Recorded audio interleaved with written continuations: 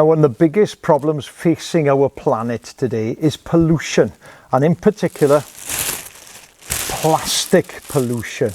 Why is it such a problem? Well, for a start, plastic takes hundreds of years to break down. Some of it doesn't break down at all. Also, it's very detrimental, very harmful to our wildlife. We know, for example, that creatures like turtles and whales, when they come across plastic bags like this in the ocean, they think it's jellyfish. They eat it and it can kill them. There are lots of examples of birds and animals being tangled up in plastic and dying a slow, lingering death.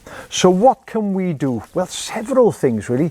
First of all, use less plastic. Do you really need it? For example, if you're going to buy bottled water, don't buy bottled water. Tap water is just as good. And if you are going to use it, then either reuse the plastic afterwards or recycle it.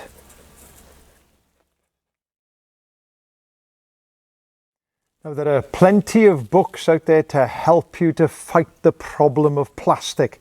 Books like Kids Fight Plastic, Drastic Plastic, Troublesome Trash, and this one, Reduce, Reuse, Recycle. So why not go along to your local library, join the Summer Reading Challenge and be a wild world hero.